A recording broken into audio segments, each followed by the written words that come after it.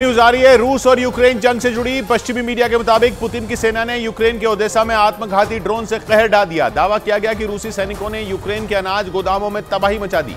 उन्होंने इतने जोरदार हमले किए कि अनाज से भरे यूक्रेन के कई गोदाम बर्बाद हो गए। रूस के ड्रोन हमलों से ओदेसा शहर के लोग भी खौफ से भर गए। यूक्रेन ने आरोप लगाया कि रूस जब से काला सागर में अनाज समझौते से अलग हुआ है, उसने ओदेसा पर हमले और तेज कर दिए ताकि अनाज गोदामों को तबाह किया जा सके। पश्चिमी मीडिया के मुताबिक इसी कड़ी में एक बार फिर रूस ने आत्मघाती ड्रोन के जरिए यूक्रेन के अनाज गोदामों को निशाना बनाया।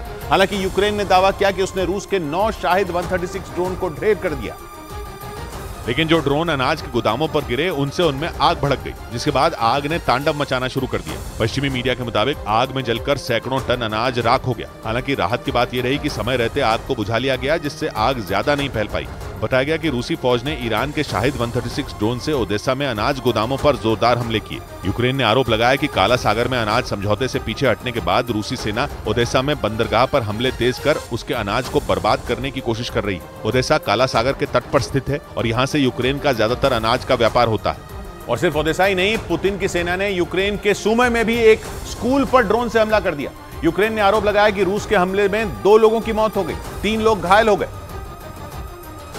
क्योंकि रूसी सेना ने खतरनाक ड्रोन से उस स्कूल पर जोरदार हमले किए। पश्चिमी मीडिया के मुताबिक पुतिन की सेना ने स्कूल पर उस वक्त ड्रोन से हमले किए जब स्कूल में क्लास चल रही थी। खबर के मुताबिक ड्रोन हमले के बाद स्कूल में भगदड़ मच गई। दावा किया गया कि ड्रोन जैसे ही स्कूल की इमारत से टकराया, पूरी इमारत मलबे में तब्दील हो गई, जिसके बाद कुछ लोग मलबे में ही दब गए। बताया गया कि रूस के हमले में 2 लोगों की जान चली गई, जबकि 3 लोग घायल हो गए। यूक्रेन ने आरोप लगाया कि पुतिन की फौज ने रिहायशी इलाकों में हमले पहले से और ज्यादा तेज कर दिए। हालांकि रूस ने यूक्रेन के आरोप को गलत बता दिया, लेकिन यूक्रेन की सेना ने इन हमलों का जोरदार जवाब दिया और यूक्रेन की सीमा से लगने वाले रूस के शहर बेलग्रद में ड्रोन हमले किए, जिसमें रूस के 3 लोगों की जान चली गई। इस हमले की पुष्टि बेलग्रद के गवर्नर ने की।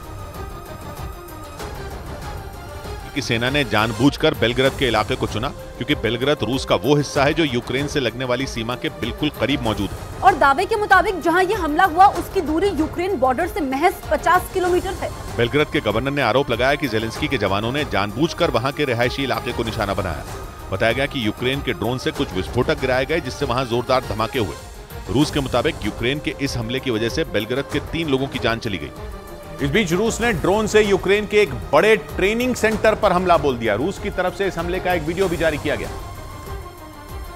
जिसमें एक ड्रोन एक बड़ी इमारत में घुसकर हमला करता दिखा। रूस की तरफ से जो वीडियो जारी किया गया उसमें यूक्रेन के कई सैनिक एक इलाके में भागते दिखाई दिए। वो सैनिक तेजी से दौड़ते हुए वहां बने यूक्रेन के एक ट्रेनिंग सेंटर के भीतर पहुंच गए।